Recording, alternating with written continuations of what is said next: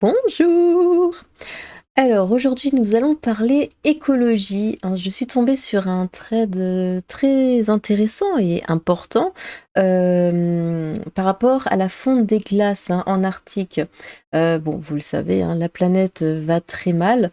Il y a des gens que ça intéresse, il y en a d'autres, bon, qui s'en fichent un petit peu, mais disons qu'on vit, bah, tous sur la même planète et que c'est notre vieille terre à nous et bon, moi ça me fait de la peine, hein, de la voir comme ça. Évidemment, c'est pas notre génération, qui en pâtira le plus, hein, ce sont les générations futures, donc c'est pour ça que les gens de maintenant s'en fichent un petit peu, on va dire. Mais bon, enfin, c'est triste.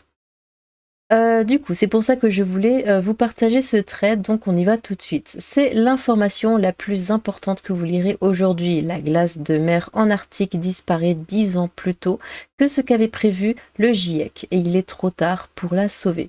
Cela aura de grosses répercussions sur nos vies, voilà pourquoi. Tout est là dans cet article publié ce mardi dans la revue Nature Communication qui annonce que l'Arctique pourra être privé de glace de mer en septembre dès les années 2030. Pourquoi septembre? Car c'est le moment où la glace de mer atteint sa superficie minimum annuelle. La plupart du temps, l'océan Arctique, qui fait 14 millions de kilomètres carrés, est quasiment complètement recouvert de glace. Ce serait désormais moins d'1 million de kilomètres carrés ce mois-ci. Cela interviendra quels que soient les scénarios d'émission, c'est-à-dire que même si l'on réduisait nos émissions de CO2, le processus est trop engagé. Les chercheurs sont catégoriques, la fonte de cette glace est principalement causée par les émissions de gaz à effet de serre, elles-mêmes causées par nous, les humains. Nous sommes à l'origine de ce qui va causer notre perte. Les scientifiques expliquent que la disparition de la glace accélérera le réchauffement arctique, ce qui peut augmenter les événements météorologiques extrêmes aux latitudes moyennes, comme les canicules et les feux de forêt. Ce n'est pas tout, cela peut aussi accélérer le réchauffement mondial en faisant fondre le permafrost, ainsi que la montée du niveau des océans en faisant fondre la calotte glaciaire du Groenland. Et ça, c'est vraiment effrayant. La glaciologue Heidi Sévestre détaille dans cet excellent article de Bon Pote sur le sujet, cette calotte glaciaire contient assez de glace pour augmenter le niveau des océans de 6 à 7 mètres. Ambiance. En plus des conséquences désastreuses, pourquoi cette nouvelle est-elle fondamentale? Car il est trop tard pour sauver la glace de mer d'été en Arctique. Et pourtant, notre survie dépend en grande partie des glaces de mer et des glaciers, même si ça nous semble loin. Paloma Moritz a fait une très superbe émission sur le sujet avec Heidi Sylvestre pour Blast France il y a quelques mois. Alors, que faire? Le directeur de l'étude explique: nous devons réduire les émissions de CO2 de manière plus ambitieuse et nous préparer à nous adapter à ce réchauffement plus rapide de l'Arctique et à ses répercussions sur la société humaine et les écosystèmes. Malheureusement, cette nouvelle ne fait pas la une de l'actualité alors que c'est un événement majeur qui pourrait vraiment changer la donne en termes de conditions de vie sur notre planète. Il est temps que les priorités médiatiques changent. Et c'est vrai, à chaque fois qu'il y a quelque chose d'extrêmement important, hein, dans l'écologie, les médias n'en parlent strictement jamais en mode oui, on s'en fiche.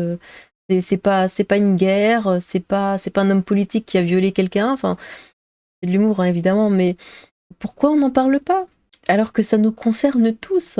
Et comme je le disais avant, même si là, on ne voit pas encore réellement, on va dire, les désastres écologiques, ils arriveront tôt ou tard, mais ce sera pour le futur. Même si c'est pas nous, c'est nos enfants, ou les enfants de nos enfants. Mais je trouve qu'on réagit de façon vraiment trop égoïste par rapport à la Terre. Voyons un petit peu par là. Faites-vous soigner les mythomanes du climat, il n'est pas encore trop tard pour vous. Bon, bah voilà, par exemple, bien ce que je dis. Ce que j'ai lu de plus important aujourd'hui, c'est ce qui se passe en Ukraine maintenant. Ensuite, oui, vous avez raison, ce que vous annoncez est terrible pour la planète entière. Bah ouais, c'est exactement ce que je disais. Et pourtant, j'ai pas lu les commentaires avant. Non, ce qui fait la une de l'actualité, France Inter, enquête RTE, Ipsos, c'est que les Françaises ne veulent pas changer de modèle économique écologique, juste de marque de four, après avoir entendu pendant si longtemps que vivre avec était possible.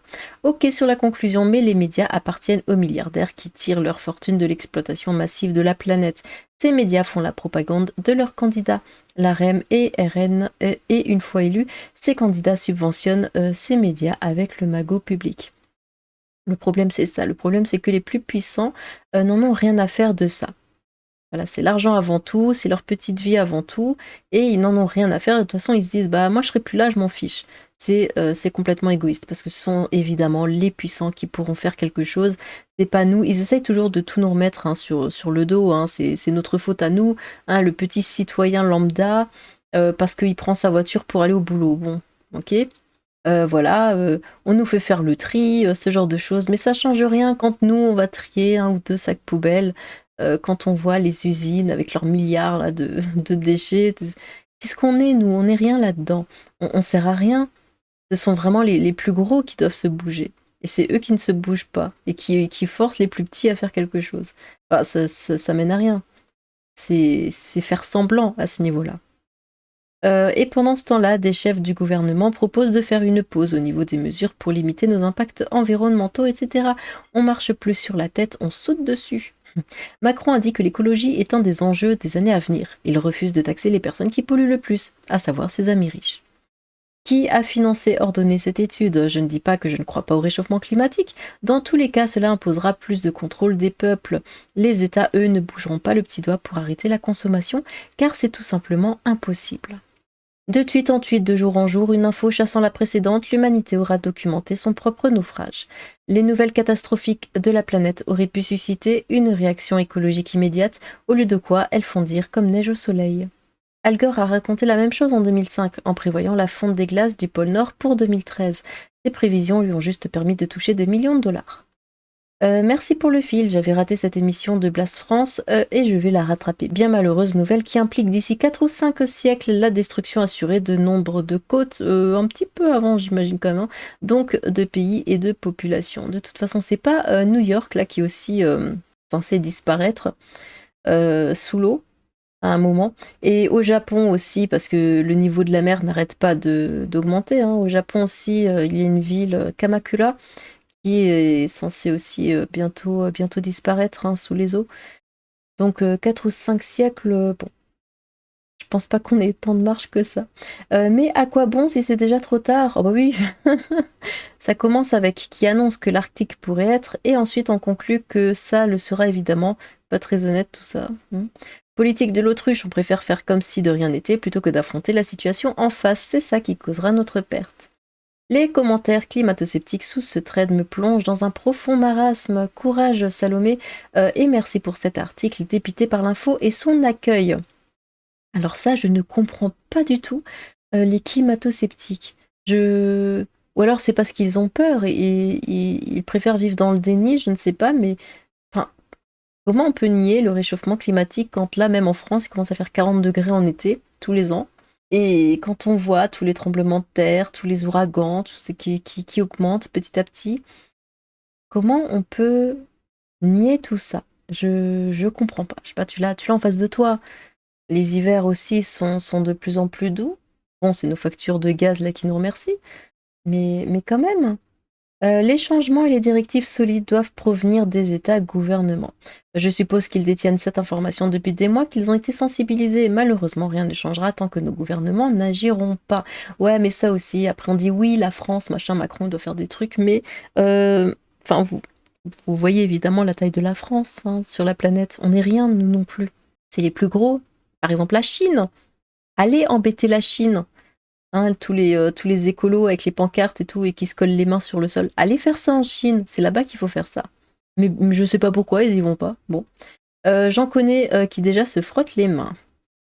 Ça fait un moment que les gouvernements le savent, ils n'y voient que l'opportunité d'ouvrir de nouvelles voies commerciales Amérique du Nord, Europe-Asie, plus courtes et ouvertes toute l'année via le pôle Nord. Ça, plus le juteux découpage des territoires maritimes arctiques. Merci pour l'info, mais ce n'est pas entre nos mains. Quand les États légiféreront et sanctionneront, alors il y aura de l'espoir. Oui, mais la croissance! Bah oui, c'est ça, c'est ça, c'est ça. Mais la croissance, pourquoi? On va monter jusqu'où avant de dégringoler comme ça? Merci pour ce partage. Quand s'arrêtera-t-on? Ange de la peur, on vous voit. Il paraît que la banquise a fondu en 2016 déjà, ça revient régulièrement. Comment prendre ça au sérieux? Oh. Malheureusement pour nous, mais pour d'autres, c'est une opportunité. Arctique, nouvelle route maritime, nouveaux enjeux stratégiques, Bah oui, bah s'il y a moins de glace, ce sera plus simple. Je ne vois pas où est le problème. Ah bon, les écologistes souhaitent la déconstruction, ils vont l'avoir leur cataclysme. Nous verrons bien s'il y a des survivants bipèdes humains. La planète, elle, continuera son bout de chemin de planète, pas de quoi en faire un fromage. Eh bien, il est vrai que la planète se portera bien mieux sans l'homme, hein. Bon, on va s'arrêter là. Dites-moi ce que vous en pensez. Est-ce qu'il y a des climato-sceptiques, hein, parmi vous? Si oui, ben, essayez d'expliquer ce qui vous fait penser qu'il n'y a pas de problème au niveau du climat. Voilà, pour les autres, que pensez-vous de ces nouvelles? Et tiens, on va faire un pronostic. À votre avis, combien de temps va durer la planète avec l'homme? Attention, avec l'homme. Ou combien de temps va durer l'homme sur la planète plutôt? Eh bien, n'hésitez pas à vous exprimer dans les commentaires, j'ai hâte de vous lire. Sur ce, tchou!